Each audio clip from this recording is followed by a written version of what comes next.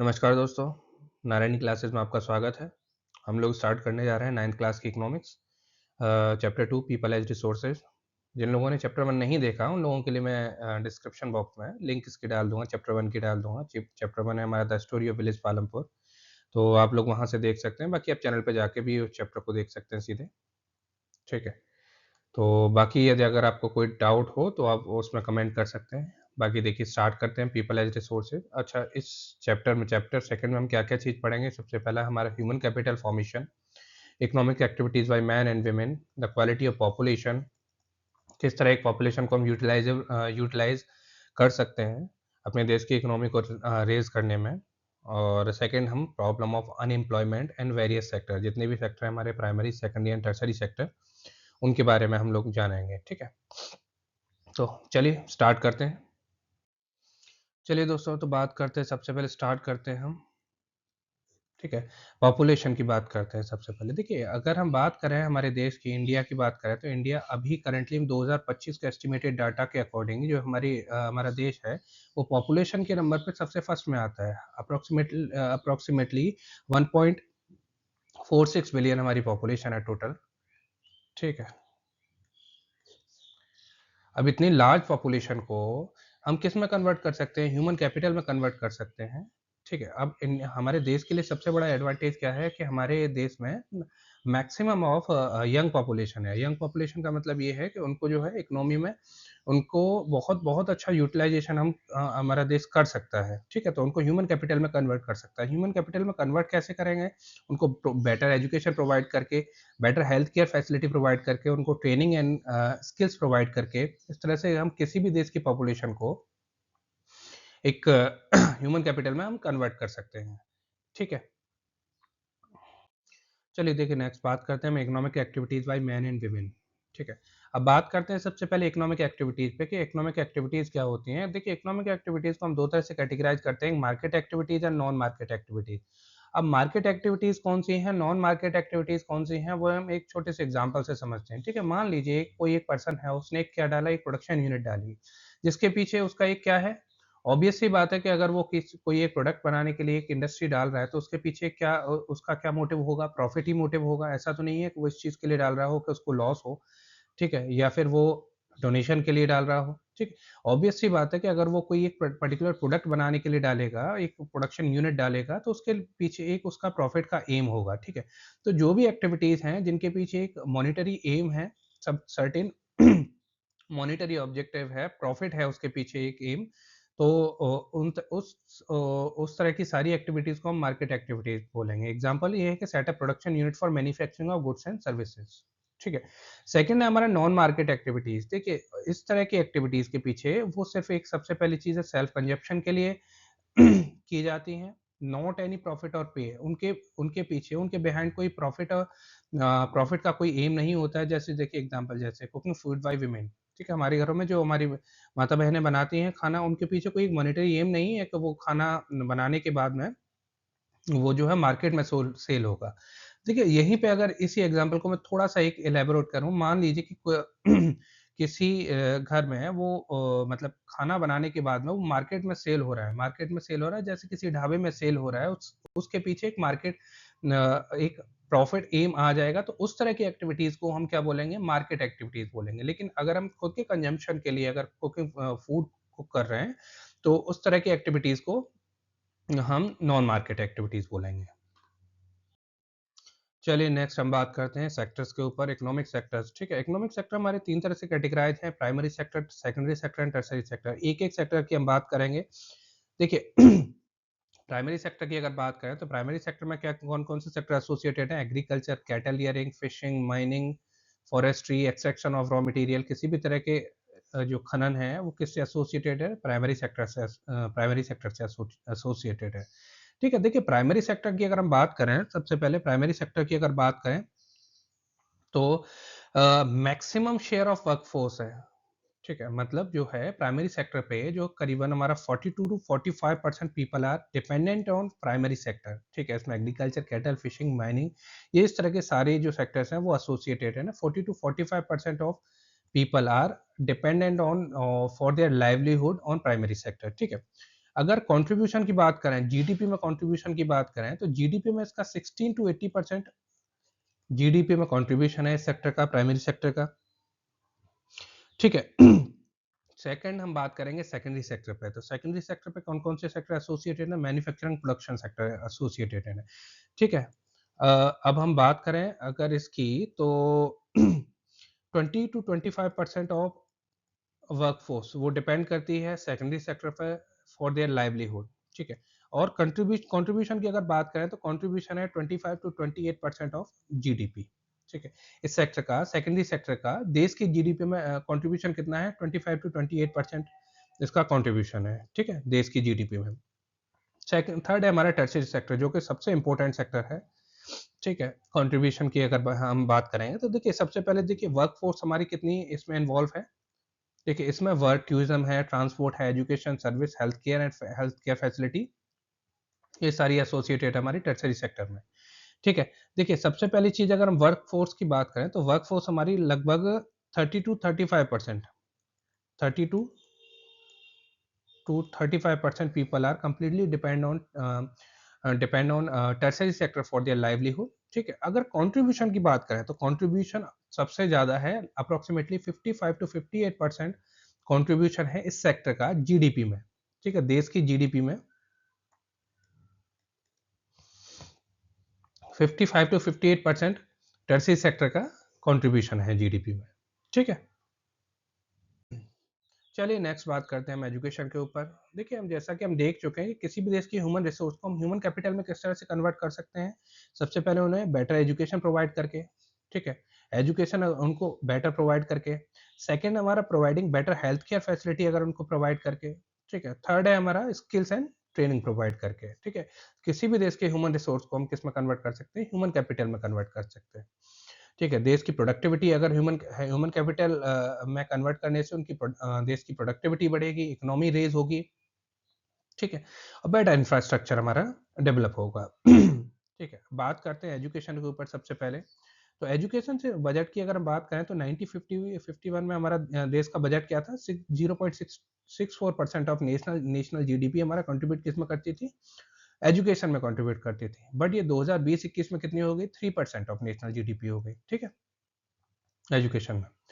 Overall literacy rate की अगर हम बात करें 1950-51 में हमारी टोटल ओवरऑल लिटरेसी रेट थी 18%, जो कि बढ़ के कितनी हो गई? 85% हो गई 2021 में, ठीक है। Right to elementary education initially हमारा क्या था? 2010 से पहले हमारा अगर बात करें तो जो राइट टू एलिमेंट्री एजुकेशन क्या था? डीपीएसपी में था, ठीक है। डीपीएसपी मतलब direct principle of state policy. ये हम लोग पॉलिटिकल साइंस में डिस्कस करेंगे, लेकिन अभी थोड़ा सा हम डिस्कस कर लेते हैं। देखिए, एक होते हैं हमारा फंडामेंटल राइट्स, एक होता है हमारा डीपीएसपी, ठीक है। फंडामेंटल राइट हमारे दे रखे हैं पार्ट 3 में कॉन्स्टिट्यूशन के में, और डीपीएसपी हमारे दे रखे हैं पार्ट 4 में, ठीक है। फंडामेंटल राइट क्या होते हैं? लीगली इन्फोर्सेबल होते हैं, ठीक है, जबकि डीपीएसपी हमारा लीगली इन्फोर्सेबल नहीं होते हैं। लीगली इन्फोर्सेबल का मतलब ये है कि सॉरी, जुडिशियली एनफोर्सिएबल होते हैं, बट ये नहीं होते हैं। डीपीएसपी जुडिशियल एनफोर्सिएबल नहीं होते हैं। मतलब ये है एनफोर्सिएबल का कि फंडामेंटल राइट हमारे अगर किसी भी फंडामेंटल राइट का हमारा एक्सप्लॉइटेशन हो रहा है, हनन हो रहा है, तो हम सीधे कहाँ जा सकते हैं? सुप्रीम कोर्ट या हाई कोर्ट जा सकते हैं, ठीक है। सुप्रीम कोर्ट आर्टिकल 32 के तहत जा सकते हैं और हाई कोर्ट आर्टिकल 226 के तहत जा सकते हैं, ठीक है। किसी भी हमारे फंडामेंटल राइट का अगर एक्सप्लॉइटेशन हो रहा है तो हम सीधे सुप्रीम कोर्ट या हाई कोर्ट जा सकते हैं, ठीक है। तो राइट टू एलिमेंट्री एजुकेशन पहले हमारा क्या था? डीपीएसपी में आता था, कि जो कि जुडिशियली इन्फोर्सेबल नहीं था, कि जिसका एक्सप्लॉइटेशन होने के बाद में भी हम जो है हाई कोर्ट या सुप्रीम कोर्ट में नहीं जा सकते थे। बट 2010 में क्या हुआ? ये फंडामेंटल राइट में कन्वर्ट हो गया। ठीक है। अच्छा, गवर्नमेंट ने बहुत तरह की स्कीम चलाई हैं, जैसे मिड डे मील स्कीम और हमारा समग्र शिक्षा अभियान, बहुत तरह की स्कीम हमारी चलाई हैं। किस चीज़ के लिए चलाई हैं? देखिए, mid day meal scheme introduce to provide better nutrition food to students, ठीक है। उसके बाद में क्या हुआ कि जो स्कूल में ही जो गवर्नमेंट स्कूल्स हैं, बच्चों को जो है मिड डे मील मिलने लगा, जिससे क्या हुआ? उनको गवर्नमेंट जो है न्यूट्रिशनल फूड स्टूडेंट्स को प्रोवाइड करने लग गई। जिससे उनका ओवरऑल हेल्थ जो है वो इम्प्रूव हुई। ठीक है, gross enrolment ratio is higher in higher education 23% है। देखिए, दो स्कीम थी, मिड डे मील स्कीम और समग्र शिक्षा अभियान, ये चलाई गई थी। समग्र शिक्षा अभियान चलाई गई तो started to increase student enrolment, कि हमारे जितने भी बच्चे हैं उनका एनरोलमेंट बढ़ाने के लिए समग्र शिक्षा अभियान हमारा central government and state government की तरफ से ये चलाई गई। ठीक है, मिड डे मील स्कीम किसके लिए चलाई गई? Nutritional food providing to students. चलिए बात करते हैं अब हेल्थ केयर फैसिलिटी पे। ठीक है, सेकंड हमारा हेल्थ केयर फैसिलिटी, एजुकेशन पे हम बात बात कर चुके हैं। ठीक है, किसी भी देश के ह्यूमन रिसोर्स को ह्यूमन कैपिटल में कन्वर्ट करने के लिए हम देखिए उनको बेटर बेटर एजुकेशन प्रोवाइड करते हैं, better health care facility provide करते हैं, और better skills and training provide करते हैं। ठीक है, हेल्थ केयर फैसिलिटी की अगर बात करें तो देखिए सेंट्रल गवर्नमेंट ने एंड स्टेट गवर्नमेंट ने बहुत तरह की स्कीम इस तरह की मतलब इनिशिएट की हैं। जैसे हम बात करें आयुष्मान भारत की बात करें, सेकंड हमारा प्रधानमंत्री स्वास्थ्य सुरक्षा योजना की बात करें, जननी सुरक्षा योजना की बात करें, मिशन इंद्रधनुष की बात करें, नेशनल हेल्थ मिशन, और PM Ayushman Bharat digital health mission की बात करें, तो ये बहुत तरह की स्कीम सेंट्रल गवर्नमेंट ने एंड स्टेट गवर्नमेंट ने इनिशिएट करी हैं for providing better health care facility to people. ठीक है, अच्छा देखिए हेल्थ केयर फैसिलिटी हमारी किस तरह से मतलब किससे डिफाइंड होती है? हमारी लाइफ एक्सपेक्टेंसी एट बर्थ से डिफाइंड होती है। देखिए नेक्स्ट नेक्स्ट क्लास में आई थिंक 10th में आप लोग एक टर्म पढ़ेंगे एसडीआई, जो कि होता है ह्यूमन डेवलपमेंट इंडेक्स। ठीक है, ह्यूमन डेवलपमेंट इंडेक्स क्या होता है? किस कोई भी देश कितना इकोनॉमिकली डेवलप्ड है, कोई भी देश कितना इकोनॉमिकली डेवलप्ड है, वो किससे रिप्रेजेंट होता है? हमारा एसडीआई से रिप्रेजेंट होता है।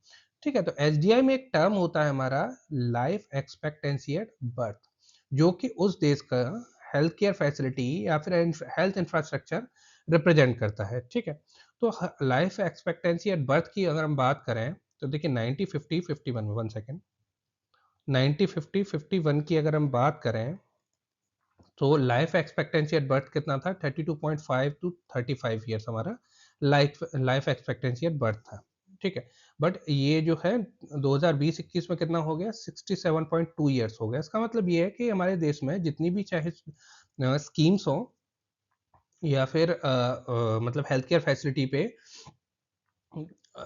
इम्प्रूव करने के लिए जो भी एफर्ट्स किए गए उनसे हमारा हेल्थ केयर फैसिलिटी क्या हुई है? इम्प्रूव हुई है, हेल्थ इंफ्रास्ट्रक्चर हमारा इम्प्रूव हुआ है। ठीक है, तो लाइफ एक्सपेक्टेंसी एट बर्थ 2020-21 में कितना है? 67.2 ईयर्स। ठीक है, इन्फेंट मोर्टेलिटी रेट की अगर हम बात करें तो इनिशियली 90 50 51 में कितना था हमारा? 147 फ्रॉम 1000। ठीक है, 1000 बच्चे अगर जन्म ले रहे हैं तो उनमें से 147 की जो है जन्म के बाद में ही मृत्यु हो जाती थी 90 50 51 में। ठीक है, बट इन्फेंट मोर्टेलिटी रेट जो है 2020-21 में कितना डिक्रीज हुआ? 28। मतलब ये है कि हेल्थ केयर फैसिलिटी हमारी बहुत ज़्यादा इंप्रूव हुई है। ठीक है, इन कंपैरिजन टू 90 50 51 से। ठीक है, अब क्या क्या इम्पैक्ट है हेल्थ केयर इंप्रूवमेंट के? देखिए increase the potential and self confidence of an, obvious सी बात है कि देखिए जिस तरह से पहले भी देख चुके हैं कि हेल्थ केयर फैसिलिटी अगर हम मतलब पीपल्स को प्रोवाइड करेंगे तो उनकी एफिशिएंसी इंक्रीज होगी, देश की इकोनॉमी इंक्रीज होगी, इंफ्रास्ट्रक्चर इम्प्रूव होगा और बाकी सारी। चलिए नेक्स्ट टॉपिक की तरफ चलते हैं हम। नेक्स्ट टॉपिक है अनएम्प्लॉयमेंट। ठीक है, देखिए अनएम्प्लॉयमेंट किसी भी देश के लिए, किसी भी कंट्री के लिए वो एडवर्स कंडीशन है। ठीक है, अनएम्प्लॉयमेंट का सबसे पहले हम डेफिनेशन अगर अनएम्प्लॉयमेंट की देखें तो क्या है? देखिए person willing to work in defined way, कि जो भी सरकार की तरफ से वेजेस निर्धारित किए गए हैं, कोई भी पर्सन है उन वेजेस पे काम करने के लिए तैयार है बट उसको कोई काम नहीं मिल रहा है। ठीक है, ये बहुत मतलब इंपॉर्टेंट डेफिनेशन है। ठीक है, person willing to work in defined way, जो भी सेंट्रल गवर्नमेंट स्टेट गवर्नमेंट के नॉर्म्स हैं वेजेस के, उन वेजेस पे पर्सन काम करना चाह रहा है बट उसको काम नहीं मिल रहा है, तो उस तरह की कंडीशन को हम क्या बोलेंगे? अनएम्प्लॉयमेंट बोलेंगे। ठीक है, तो अनएम्प्लॉयमेंट का क्या इफेक्ट होता है? सबसे पहली चीज वो इंडिविजुअल, जो भी पर्सन है, इंडिविजुअल, सोसाइटी एंड कंट्री, इन सब के लिए क्या है? डेट्रीमेंटल, मतलब ये है कि उन सब के लिए वो अभिशाप है अनएम्प्लॉयमेंट। ठीक है, तो अनएम्प्लॉयमेंट क्या किसकी तरफ लीड करती है? जो इकोनॉमी को, वो डिप्रेस्ड इकोनॉमी की तरफ लीड करती है। ठीक है, तो जो वर्किंग पॉपुलेशन है, जैसे वो कोई भी पॉपुलेशन है वो काम कर रही है, जो अनएम्प्लॉयमेंट क्या इम्पैक्ट डालती है उन पे, कि जो असेट टू लायबिलिटी, मतलब leaded from asset to liability on working population. जो भी अनएम्प्लॉयमेंट पीपल हैं, वो जो वर्किंग पॉपुलेशन क्या करेंगे, एक बोझ की तरह काम करेंगे, ठीक है। रूरल एरियाज की बात बात करें तो देखिए रूरल एरिया की तरफ, जैसे देखिए हम स्टार्टिंग में फर्स्ट चैप्टर में ही बात कर चुके हैं, सीजन अनएम्प्लॉयमेंट और सीजन एम्प्लॉयमेंट की है, हम पहले ही बात कर चुके हैं। देखिए सीजन एम्प्लॉयमेंट क्या है, कि जैसे देखिए अगर हम वीट की बात करें, ठीक है, गेहूं की बात करें, तो गेहूं का क्या होता है, जैसे देखिए सोइंग सीजन होता है, बुवाई का पीरियड होता है, ठीक है। उसके बाद में उसका कल्टीवेशन पीरियड होता है, तो सोइंग सीजन हमारा होता है अक्टूबर नवंबर, ठीक है। कल्टीवेशन पीरियड होता है हमारा मार्च अप्रैल में। तो जो गाँव मतलब विलेज लेबर है, एग्रीकल्चर लेबर है, सीजनल लेबर है, वो क्या करती है इस समय पे, देखिए बुवाई वाले पीरियड पे उनको काम मिल जाता है और कटाई वाले पीरियड पे काम मिल जाता है, बट इन बिटवीन दिस या 3-4 मंथ्स में उनके पास में कोई काम नहीं रहता है, ठीक है। उस तरह के एम्प्लॉयमेंट को क्या बोलेंगे, सीजन एम्प्लॉयमेंट, अनएम्प्लॉयमेंट, ठीक है। अच्छा, ये तो हुआ हमारे रूरल एरियाज के लिए। अगर अर्बन एरियाज की अगर हम बात करें, तो अर्बन एरियाज में क्या होते हैं, एजुकेटेड अनएम्प्लॉयमेंट, ठीक है, जिनको कोई काम नहीं मिल रहा है अर्बन एरियाज में, ये जो काम करने के लिए तैयार हैं, willing to work in defined wages but could not find his job. चलिए नेक्स्ट बात करते हैं हम एग्रीकल्चर सेक्टर पे। जैसा कि हम देखिए पहले भी डिफाइन कर चुके हैं, जब हमने डिफाइन किए थे sector, primary sector, secondary sector, tertiary sector हमने डिफाइन किए थे, तो पहले भी डिफाइन हम एग्रीकल्चर सेक्टर को किया है। तो ठीक है, देखिए एग्रीकल्चर सेक्टर का कंट्रीब्यूशन इस सेक्टर का नेशन की जीडीपी में कितना है, 70%, लगभग 15 to 80% ऑफ कंट्रीब्यूशन है हमारा इस सेक्टर का जीडीपी में, ठीक है। इस सेक्टर का, एग्रीकल्चर सेक्टर का प्रोवाइडिंग एम्प्लॉयमेंट ऑफ और लाइवलीहुड, वो कितना है, 55 to 58% of 55 to 58% of people are completely depend on agriculture sector for their livelihood ठीक है। ये मोस्ट डिस्काइज सेक्टर है, मतलब ये है कि इस सेक्टर में हमारे जरूरत हमें 2 की है, लेकिन हमारे पास में ऑलरेडी कितने हैं, 5 इसमें लग रहे हैं, ठीक है। तो चलिए ये चैप्टर, हमारा जो सेकंड चैप्टर है वो खत्म होता है। बाकी देखिए अगर आपको अच्छा लगा हो तो आप कमेंट करिएगा, लाइक करिएगा, सब्सक्राइब करिएगा, और बाकी देखिए और भी जो है चैप्टर्स हैं उनके वीडियोस आपको देखने को मिल जाएंगे। बाकी चैप्टर 1 की लिंक मैं आपको डिस्क्रिप्शन बॉक्स में डाल दूंगा, जिसे आप देख सकते हैं, ठीक है। अगर आपको कोई डाउट हो तो आप कमेंट करिएगा। Thank you so much. Hare Krishna.